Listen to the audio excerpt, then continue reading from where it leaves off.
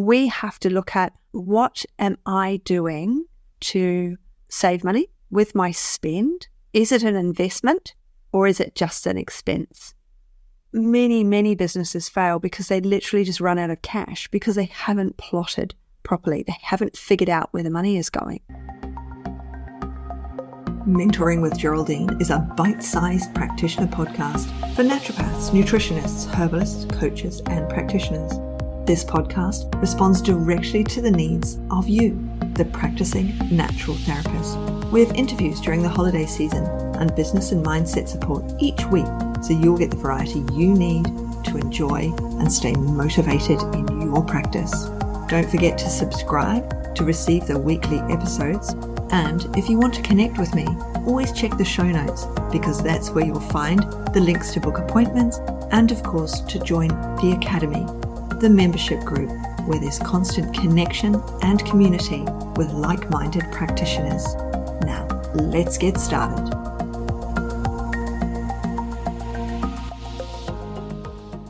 Hello, and welcome to Mentoring with Geraldine and the Bite Size Podcast and our August Marathon. Today, we're talking about our relationship with money. Don't hang up.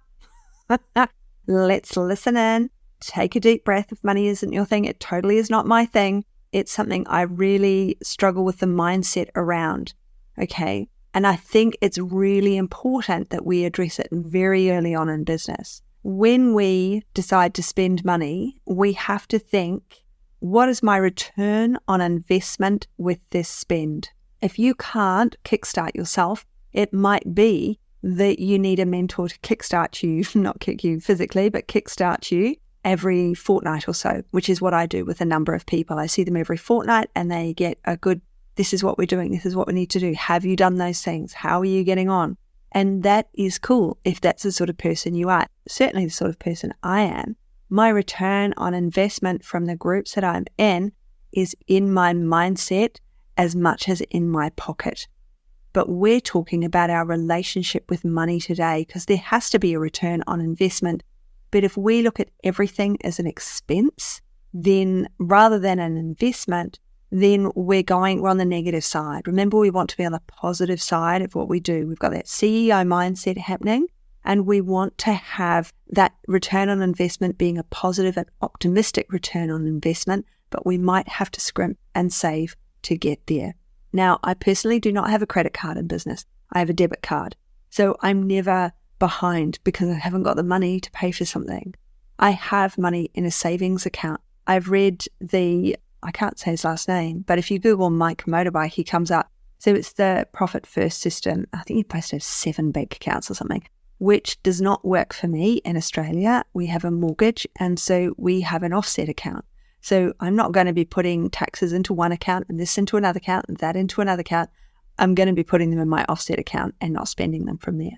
So we do have to have that understanding of our money. We do have to use the spreadsheets, which I share in the Academy, and I've shared it on a number of our challenges that we've done in the past. We need to know where the pennies are. My father had the saying, you look after the pennies and the pounds will look after themselves. Now, it wasn't his saying. It's a very traditional British saying, but it's true. You look after the pennies and the pounds will look after themselves. You have to know how much you've got. What are your operating costs? How can you reduce your operating costs to increase your profit margins? And sometimes there is that space when we first start out. We have money coming in, we start buying more things, systems, platforms, and we're splashing the cash. And then we have to employ other people to help us out. And so our profit margin is actually lower as we're increasing all of these things. So it is a good idea to yearly look at, what is my spend? Do I really need that thing? Can I do it another way more cheaply? Now, for example, I have Vimeo and I put all my videos on Vimeo and I have to pay yearly for Vimeo. Realistically, I could just put them on YouTube for free. Okay, so I could save that Vimeo money, but I personally find Vimeo easier to use than YouTube. So for me, I'm spending cash on the Vimeo Pro, whatever the heck it's called, but I'm saving money in time that I would have to spend on YouTube doing all the background stuff that I find so easy on Vimeo. So we do have to scrimp and save. So this year I've dropped one of my associations. I don't need it. I already have associations for everything, and I don't need that number of associations, so I've dropped one. We all need to look at what our operating costs are on a regular basis, and whether or not we should be spending on something, whether or not it is worth it to us. Is it a viable option? Is it something we could do for free or we could do with somebody else? Do we have to have the certificate at the end of it? Could we do the free portion of it or the certificate for of it rather than the diploma if there's a huge price jump? What is it that we really need to spend our money on? What are our habits around money? So are you billing people? Are you charging them before you see them? What are your habits around money? Do you hide money? Do you worry about money? We need to know what these bad habits are at the beginning, middle, and end of our business because they go with us into our business. We need to have discipline to generate a profit. So we have to, as I've said, track every single cent or every single penny that we have to increase those profit margins.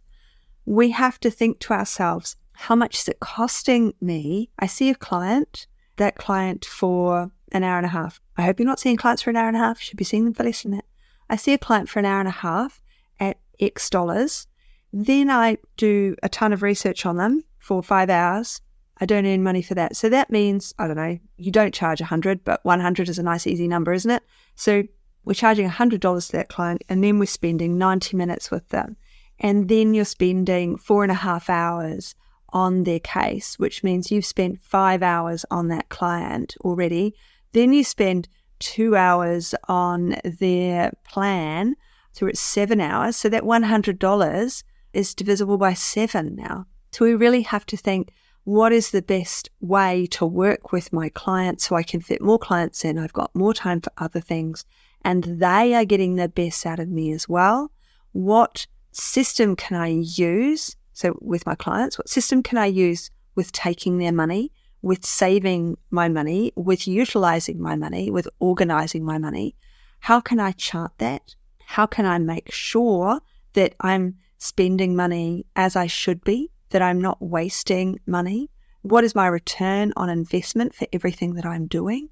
So I like people in my academy, but then I notice people aren't participating and then some of them quit. And I'm like, well, your return on investment because you weren't participating is very low.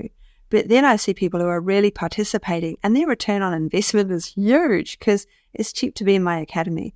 The gold members get a ton. They're getting extra masterminds now. So if you pay for the year, you get a ton more than if you pay monthly. And the return on investment for that is massive.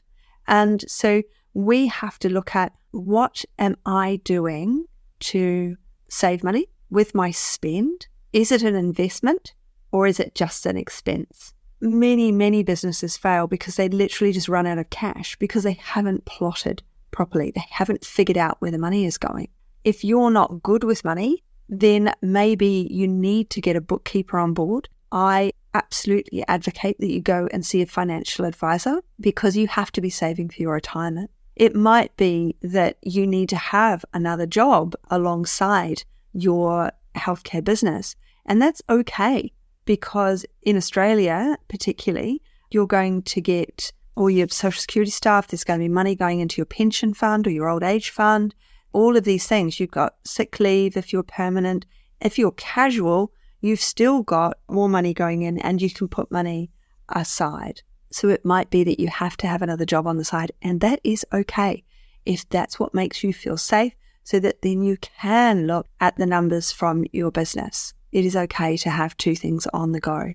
We don't want to run out of money. We don't want our business to fail. We might have to start smaller than we really wanted to. We might be able to start quite a bit bigger than we wanted to if we've thought about it, if we've planned, and if we're really looking to the future and we're getting help and support to be able to get there. And I don't mean borrowing a ton of money.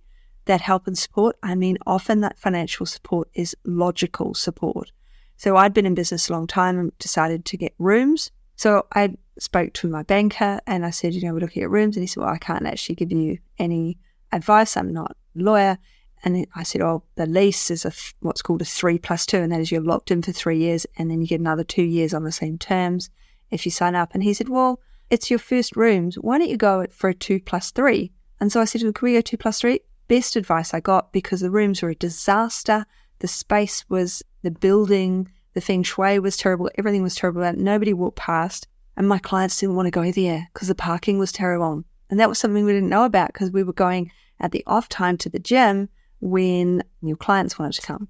So really think about, what are my finances here? What is my relationship with money? And how can I make my relationship with money better to be able to achieve the dreams that I am setting out to achieve, so that I am the CEO of my business and I understand my numbers. I know where I'm coming from. I know where I'm going. I know what the expenses are, and I know what my investments are. And I want everything in my business to be an investment, not an expense. Think about those things. Use your knowledge. Take a breath. Do you need to go and get some real financial support? Because I'm not your financial support person. Do you need to go and get real advice from a professional? Just like if someone's sick, they're going to come to you. In this case, do you need to go and see someone else so that you can work on understanding your numbers? We'll leave it there today on that thought. Have a good one and keep enjoying August with me. Chat soon. Thanks so much for joining me today. Don't forget to rate, review, and subscribe to the podcast for the weekly episodes. If you'd like even more support and learning, then the Academy is for you. Here you'll find part 2 of the herbal discussions, more clinical learning, and case studies to support your clients in practice. Bye for now.